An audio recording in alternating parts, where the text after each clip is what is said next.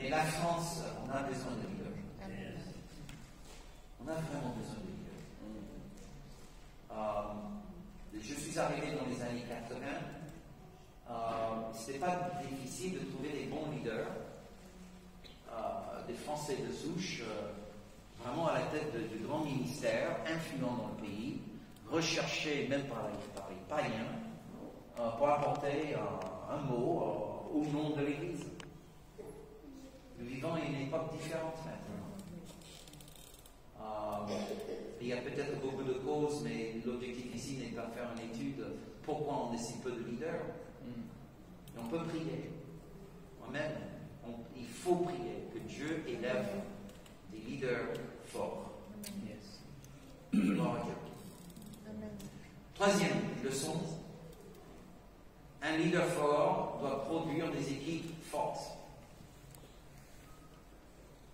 Parce qu'il n'y a rien de pire dans le corps de Christ qu'un leader qui est fort, mais qui marche seul. Puis-je le redire? Il n'y a rien de pire dans le corps de Christ que d'avoir un leader fort, mais qui marche seul. Il est dangereux. Et je vois vraiment la nécessité d'équipe. Donc, une qualité qui rend efficace le ministère d'évangéliste, c'est justement la disposition de prendre des risques seul, sans trop calculer les conséquences. Amen. C'est pour ça qu'il est pionnier. C'est pour ça qu'il est entrepreneur. C'est pour ça que Dieu le bénit. Le problème, c'est que vous n'irez jamais très loin sans une équipe autour de toi. Ouais. Mets ça dans ta tête. Il te faut une équipe. Il faut que tu arrêtes à marcher seul. Ok? Tu iras peut-être plus vite seul, mais tu iras beaucoup plus loin entouré.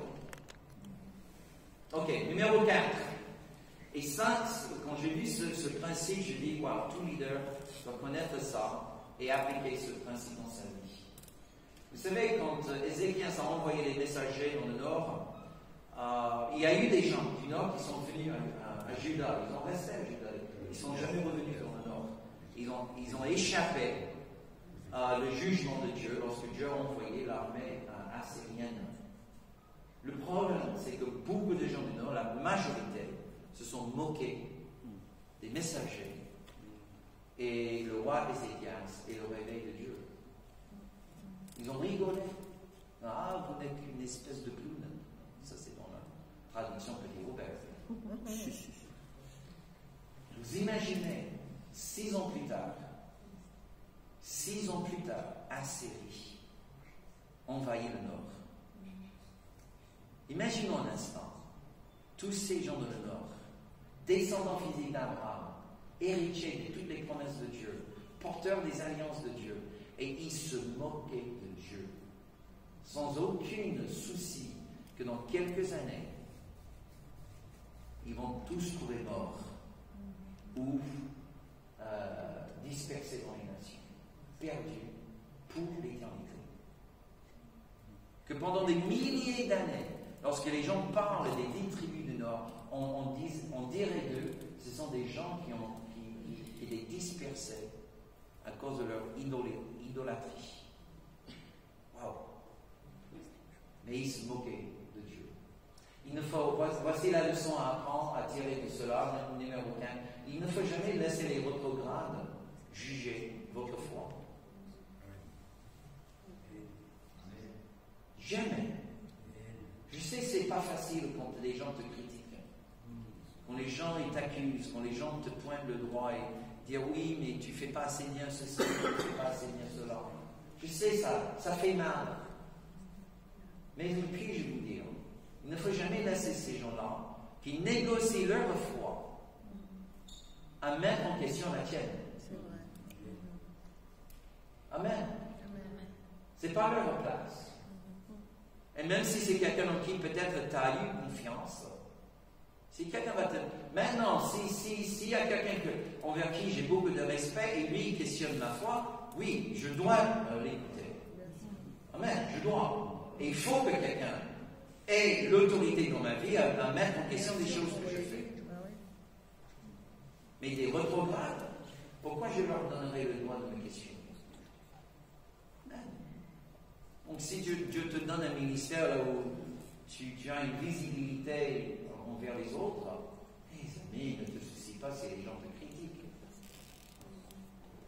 Juste parce que tu es chouette, tu es mignon, tu es sympa, ne veut pas dire que tu vas échapper à la critique. Amen. Vous savez ce que je dis aux jeunes pasteurs dans le ministère? Je dis, écoutez, il faut apprendre que les brebis mordent les droits de ceux qui les nourrissent. Donc, portez les gants. Amen. Amen. Une chose que je fais, bon, c'est pas, oui, pendant des années je le faisais tous les matins. Je dis, Seigneur, avant de quitter mon lit, je disais, bon, je rendais gloire à Dieu, je lui remerciais pour m'avoir donné du repos, et puis après je dis, Seigneur, je pardonne à l'avance tous ceux qui vont m'offenser aujourd'hui. Amen. Ils sont déjà pardonnés. Tous les fois, je te remercie pour chacun, et je te remercie pour la grâce que tu me donnes, déjà maintenant, pour leur pardonner, au nom de Jésus. Amen. Et ainsi, je protégeais le cœur. Il n'y a rien de plus précieux que ton cœur. Amen. Ne laisse jamais ton cœur empoisonné par la critique des autres. Amen. Ça ne vaut pas la peine. Ça va te voler la joie. Source de vie. Amen. Et je ne veux pas vous voir vieillir et devenir de plus en plus amer à cause de la critique. Ça ne vaut pas la peine, mes amis. Non. Amen. Amen. Amen. Si toi tu es content et Dieu est content, Amen. C'est vrai. Amen. alors pour tout le reste. Amen. Amen. C'est vrai.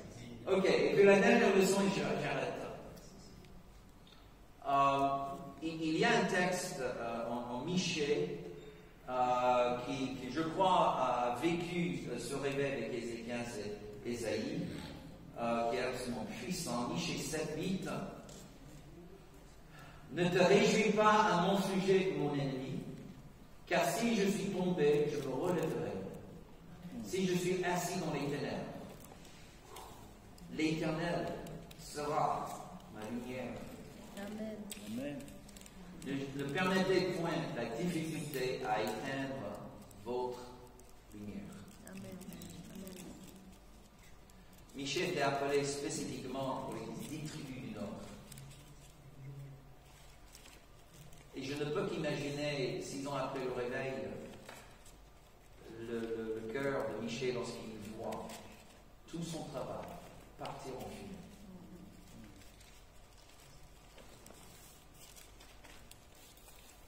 Il y a des ministères tels que Ésaïe, qui se réjouit dans les réveils. Alléluia. Il est content parce que Dieu le laisse goûter le réveil. C'est peut-être pour cela qu'il y a tant de références messianiques dans le livre d'Ésaïe. C'est un livre très positif parce qu'il a vécu ce réveil. Michée, Osée ne sont pas aussi positifs. Pourquoi? Parce que leur ministère était plutôt destiné aux gens du Nord. Ils ont vécu la moquerie. Ils ont vu les gens à qui ils ont apporté la parole de Dieu être tués ou amenés en esclavage. Et je crois que Michée, il y a un moment, mes amis, où tu vois, on ne peut pas choisir le chemin.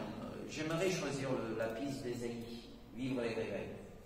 Amen. Mais peut-être Dieu m'appelle aussi à annoncer la parole à ceux qui vont le rejeter. Chacun a son rôle, chacun a son ministère. Jacques Barbaro était quelqu'un qui n'avait peur de rien. Tu vois, il avait un tel courage, une telle audace. Mais je me demande, je n'étais pas si proche de lui, mais après tous ces efforts, toutes ces années, est-ce qu'il n'y a pas eu un moment dans sa vie où il s'est demandé, mais Seigneur, où est le fruit que tu m'as promis? Où est le réveil pour lequel j'avais prié tant d'années? Et j'aimerais juste clôturer avec ceci, parce que mes amis, il faut toujours savoir trouver le courage quand le courage nous manque. Et Michée dit, ne réjouis pas, oh mon ennemi. Si je tombe, je me relèverai. Et si je dois m'asseoir dans les ténèbres, je te dis quelque chose. L'Éternel sera ma lumière. L'Éternel sera ma lumière. Amen. Seigneur, je prie pour ces hommes et ces femmes si précieux à tes yeux. Seigneur, tu bénis tout découragement aujourd'hui et tu renouvelles la vision pour la mission que tu as donnée à chacun de mes filles. Et au nom de Jésus-Christ, j'annonce, Seigneur Dieu, la bonne nouvelle que tu es notre récompense. Ce ne sont pas les âmes, la récompense de nos labeurs, c'est toi, Jésus. Et si tu es déjà mon acquis, si tu es déjà ma récompense, les âmes qui viennent à toi, c'est un surplus. Alléluia. Gloire à ton nom, Seigneur Dieu. Je ne suis pas responsable pour la quantité de fruits. Je suis responsable de t'avoir comme ma récompense personnelle. Alléluia. Merci, Seigneur Dieu. Merci, Seigneur Dieu. Tu bénis mes frères et sœurs. Tu bénis chacun. Tu renouvelles le courage. Tu renouvelles la force, mon Dieu, au nom de Jésus. Tu renouvelles la vision par rapport à la mission spécifique à laquelle tu as appelé chacun. Alléluia. Et je les bénis. Et je vous dis, mon frère, je te dis, ma sœur, que tu vas arriver à la ligne d'arrivée. Tu entendras ton maître te dire, bien fait, mon fidèle serviteur, entre dans la joie de ton maître. Alléluia. Que ton nom, Jésus, soit toujours glorifié dans nos vies et à travers nos vies. Amen. Amen. Amen. Amen.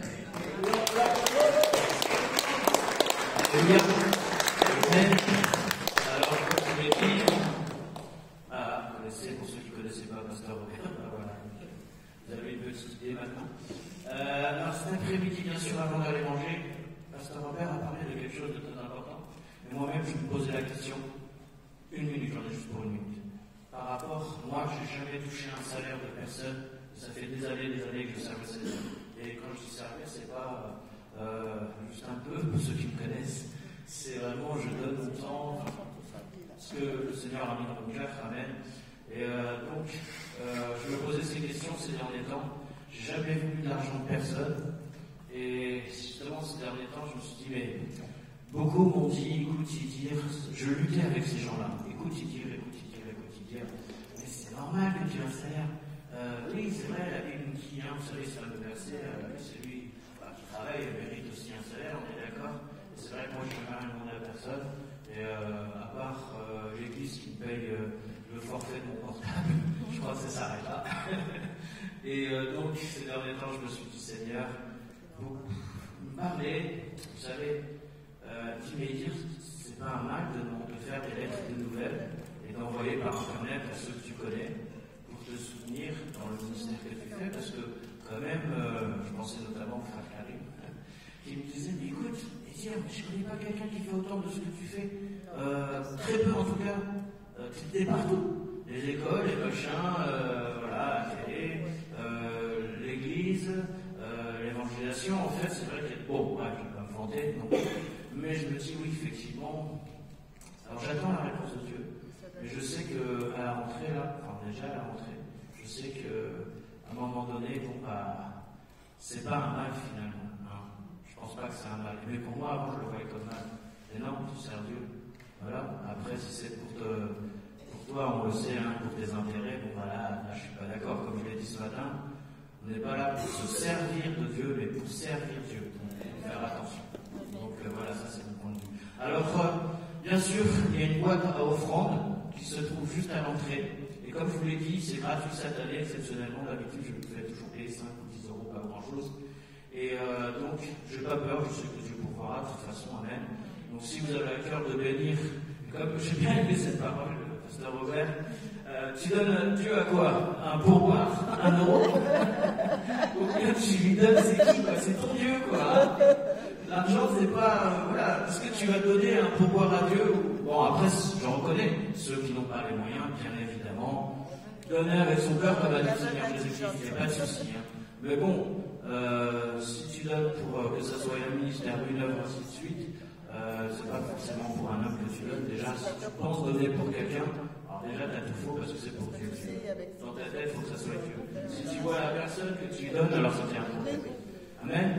Alors, on va passer tout simplement, avant d'aller manger, enfin non, c'est bien, on a fini, on va manger, on reprendra à 13h45 par la louange avec Catherine Baxter.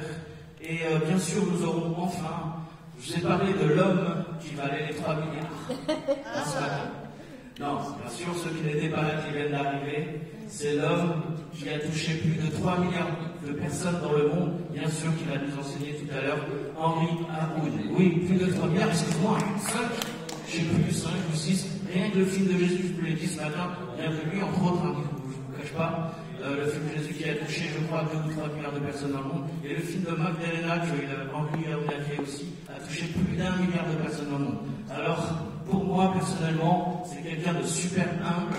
Il ne s'affiche pas partout comme ça. Nous sommes vraiment honorés de l'avoir également, comme Pasteur Robert. C'est pas quelqu'un que vous arrivez à attraper, parce qu'il est toujours entre 2 avions. Il sillonne le monde. Il fait des choses, il expliquera tout ça cet après-midi. Et c'est vraiment un honneur de le recevoir également. Et wow. Donc, excusez-moi, même les grands de ce monde qui ont touché à travers les médias, voilà. Alors, vous voyez, l'humilité, quand Henri là, il vient de me dire, arrête, écoute, vous voyez l'humilité d'un homme. Amen. Alors, on va parler aussi tout à l'heure, nous aurons des présentations, mais aussi le pasteur Korosh, et où? Ah oui, t'es là-bas au fond. Voilà, donc, cet après-midi, alors le pasteur Korosh, c'est un pasteur iranien, il nous fera passer une petite vidéo. Il va partager pendant 15-20 minutes de comment vivre l'église iranienne. Vous savez qu'il y a un réveil dans le monde, c'est en Iran que ça se passe autrement. Il n'y a pas que là-bas, heureusement, merci bien. Mais il y a beaucoup de chrétiens iraniens, d'Iraniens, autant pour moi, qui se tournent à Jésus-Christ. Il va nous partager comment ça se passe là-bas, comment il vit ça en 20 minutes. Nous aurons droit à, je crois, 3 minutes de vidéo, justement des chrétiens qui sont persécutés là-bas, en secret, les églises souterraines. Voilà. Alors je vous souhaite à tous un très bon appétit. On se retrouve ici à 13h45.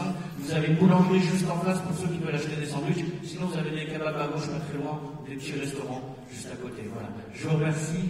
13h45. Donc, la journée promet d'être forte. Et n'oubliez pas la petite boîte à offrande. Merci. À tout à l'heure. Bon appétit. Oui.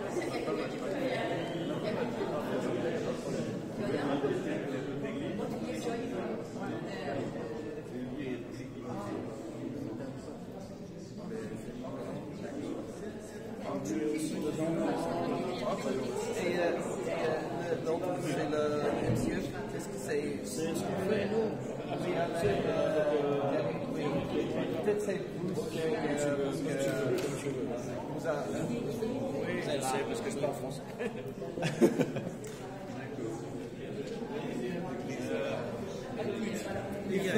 Attends, je ne peux pas rester.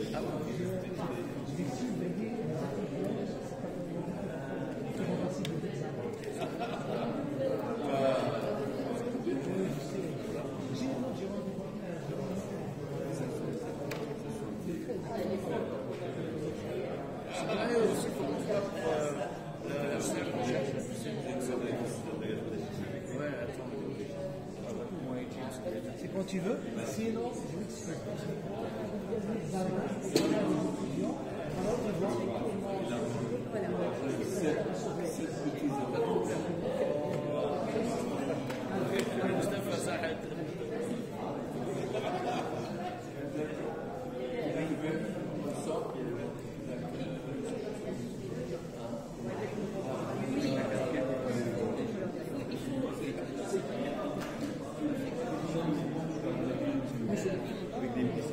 Ashley Schlopnernier. Il va parler cet après-midi. On va le présenter. Pasteur Blanche. Et il faut parler de